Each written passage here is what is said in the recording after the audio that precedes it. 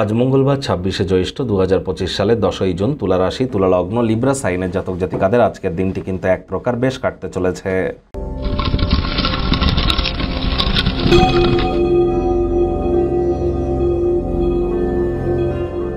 ভিডিওটির শুরুতেই স্ক্রিনে আপনারা দেখতে পাচ্ছেন মঙ্গল গ্রহের বীজ মন্ত্র ওম ক্রাং ক্রিং ক্রং স ভোমায় নমঃ। এটি আজ আপনারা সকাল দুপুর সন্ধ্যা ৩ বেলায় ১০৮ বার করে জপ করুন। এটি আপনাদেরকে বহুলাংশে উপকৃত করবে। যারা IT sector, real estate, army, police, defence, automobile industry, pharmaceutical industry বা স্পোর্টস ইন্ডাস্ট্রি বা সেলসের ডিপার্টমেন্টে আছেন, তাদের জন্য কিন্তু এই মঙ্গল গ্রহ অত্যন্ত ভাইটাল এবং গুরুত্বপূর্ণ একটি গ্রহ।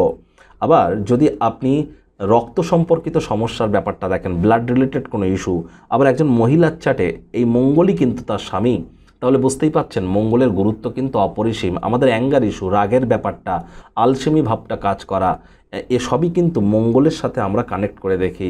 তাহলে মঙ্গলের জন্য আপনারা অবশ্যই আজ চেষ্টা করুন যতটা সম্ভব ব্ল্যাক ব্লুকে আপনারা অ্যাভয়েড করতে পারেন, এই কালার দুটিকে।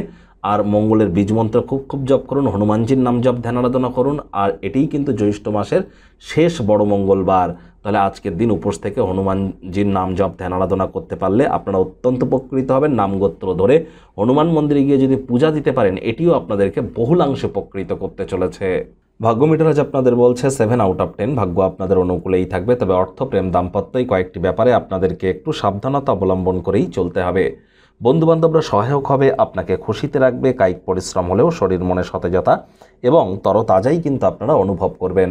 দীর্ঘদিনের পুরনো রোগশোক থেকেও আজ মুক্তি পাওয়ার দিন, পরিত্রাণ পাওয়ার দিন। অর্থগত ব্যাপারে ব্যয়বহুল একটি দিন, খরচ কিন্তু বাড়বে। নতুন উদ্যোগ পরিকল্পনার পাশাপাশি নতুন নির্মাণ কার্যকেও আজ পিছিয়ে দেওয়াটাই কিন্তু বেটার হবে।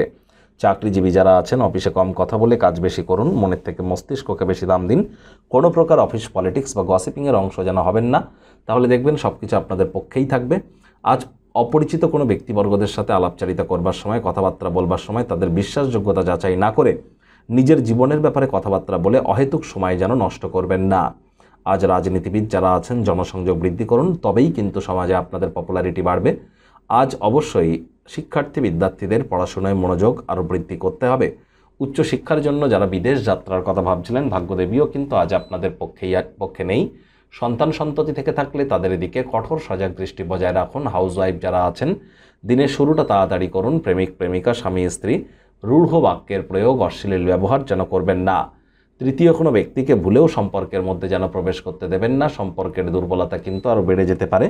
শত্রুপক্ষ, বিরোধী পক্ষ আজ কিন্তু একটু হলেও শক্তিশালী থাকছে, তবে তারা বড়সড় কোনো ক্ষয়ক্ষতি আপনাদের করতে পারবে না।